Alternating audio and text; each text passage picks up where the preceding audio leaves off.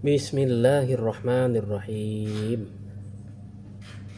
Ketika bicara tentang hukum keputihan dalam Islam, ini beragam ternyata. Ini kan masuk dalam bab toharoh ya, fikih toharoh, dan spesial di tentang pembahasan wanita begitu.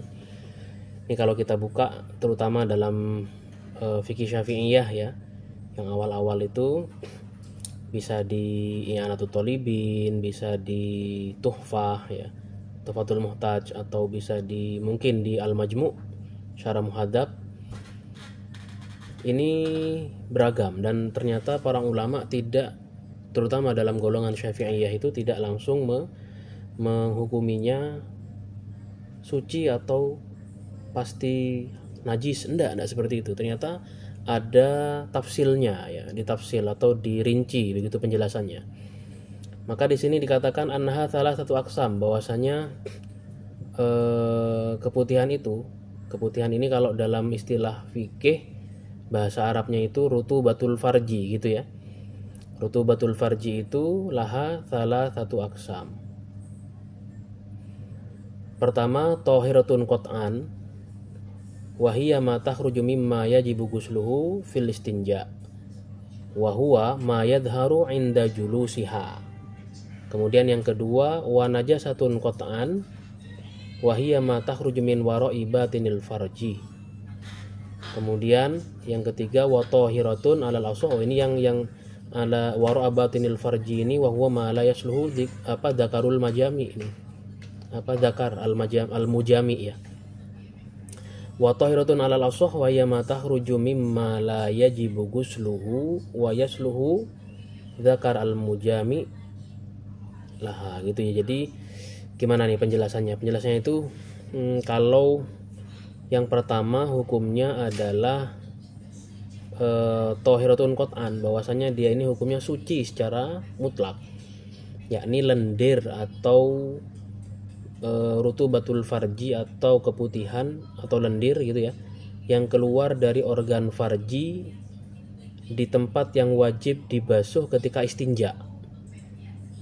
Ciri-cirinya dia ini keluar di tempat yang nampak ketika wanita duduk, maka hukumnya itu suci ya. Wahia ma yadharu wa huwa ma yadharu 'inda julusiha, yaitu ketika duduk kok ada di bagian itu kok gitu ya, kok ada itu, maka bagian yang seperti itu misalkan masih di dinding-dinding luar itu berarti suci, tohir itu gitu ya. Tapi yang kedua, bila keluar dari balik farji, yakni organ farji yang tidak tersentuh dzakar mujami gitu ya, maka hukumnya najis. Karena kenapa? Karena tergolong dari keluar dari dalam, dari jaufnya. Karena dari jauf, maka mungkin disamakan dengan, dikiaskan dengan kencing gitu ya, sehingga ini dihukumi sebagai najis.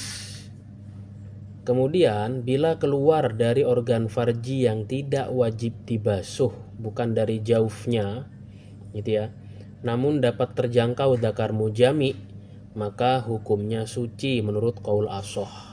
Ini menurut pendapat yang sahih menurut dalam pandangan Syafi'iyah. Jadi dilihat dulu nih sumbernya gitu, ndak bisa langsung dipukul rata pasti najis atau pasti suci, ndak. Jadi keputihan itu kalau dia keluarnya kayak keringat gitu ya di dinding-dinding luar itu, nah itu lendir-lendirnya keluar di sekitaran situ, itu suci, tidak najis. Tapi kalau dari jaufnya dan itu dalam gitu ya, maka yang seperti itu dihukumi sama dengan kencing, najis itu gitu ya. Cuman mungkin tidak dianggap sebagai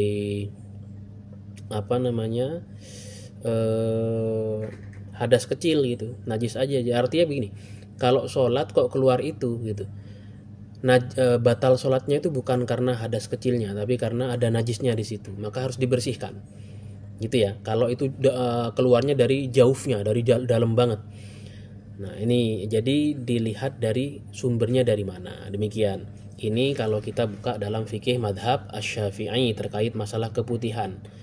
Jadi dipahami dulu. Ya kalau perempuan tahu tuh ngerasa-rasa tuh dari mana keluarnya begitu ya. Dan bisa mengidentifikasi sendiri. Wallahul muwaffiq ila aqwamit thoriq. Wassalamualaikum warahmatullahi wabarakatuh.